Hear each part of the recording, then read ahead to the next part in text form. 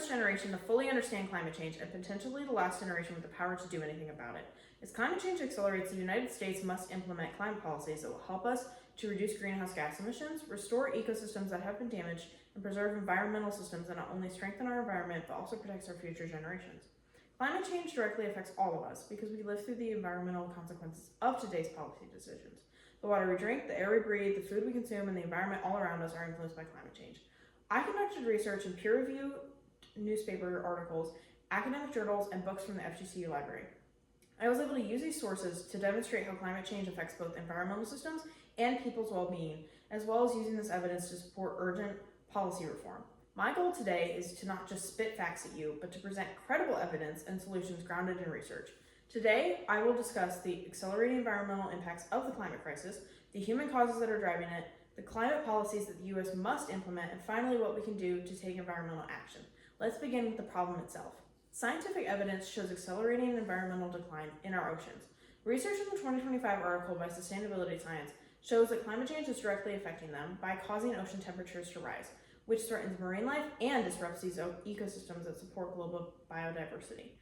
As climate change becomes an ever-growing issue, our biodiversity declines, we develop agricultural problems, and our own health risks increase. In the article, through the bulletin of the World Health Organization by many experts, state that these changes in climate isn't just affecting wildlife, it's affecting us too. Crops are struggling to grow in some areas due to changes in rainfall. Rising temperatures and extreme weather conditions affect our everyday lives. And as wildlife habitats shrink, diseases can spread more easily from animals to humans. As ecosystems are threatened, the risk to us grows exponentially, and food shortages become increased, including health challenges that make our populations more vulnerable. Protecting biodiversity and supporting sustainable agriculture is more than just saving the environment. It's about helping protect the people as well as ourselves.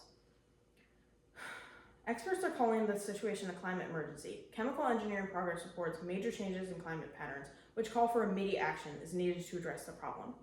Melting ice and the warming of our oceans are accelerating the environmental decline, and without having policies in place to make changes to these ecosystems that are being threatened, it could destroy that support systems that we depend on.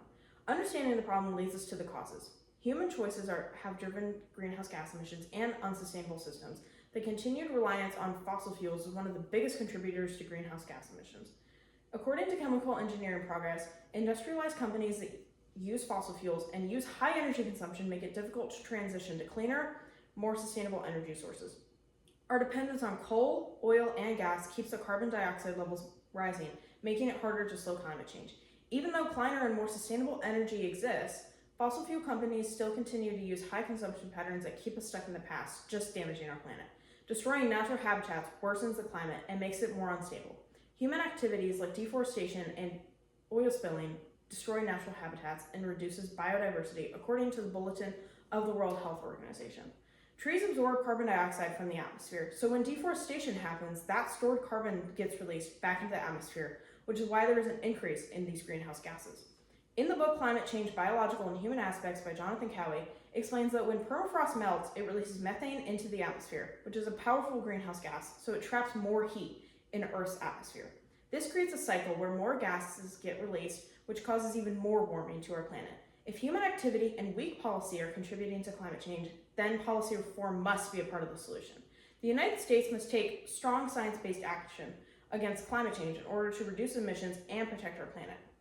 The article by Sustainability Science makes a point to say that scientific evidence must be integrated into global policymaking to ensure long-term sustainability in order to see proper change be made when discussing climate change.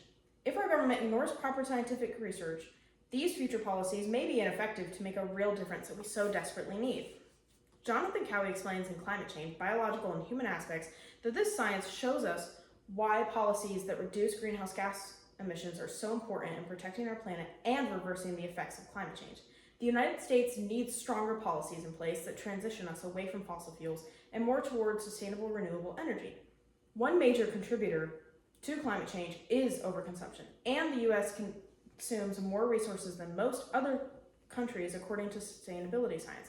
Our large industrial agriculture increases greenhouse gas emissions, as well as our fast fashion, fast production, and excessive packaging for items that we don't even need.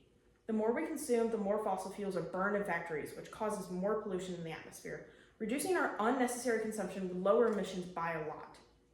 But what can we do in our everyday lives to help the earth? What we can do is to take environmental action. While national policy reform is essential, meaningful environmental change also begins with all of us taking action in our local communities. In Southwest Florida, we are surrounded by ecosystems that are already feeling the effects of climate change with the rising sea levels and the natural habitats that have been lost. For example, the mangrove ecosystems are natural barriers against storm surges during hurricanes for us, and they protect the wildlife and ecosystems that not only need protection. As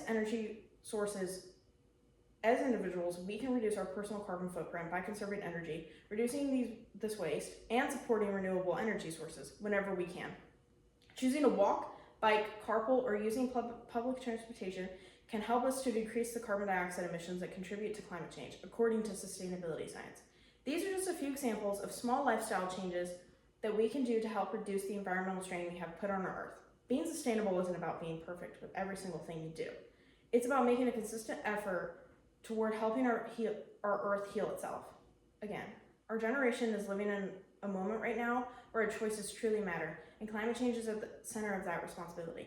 As climate change impacts our planet even more, the United States must implement climate policies to protect our future generations. These future generations will not judge us by what we believed. They will judge us by what we chose to do when the evidence was clear. We have the research, we have the technology, and we have the responsibility. Now we must have the courage to act.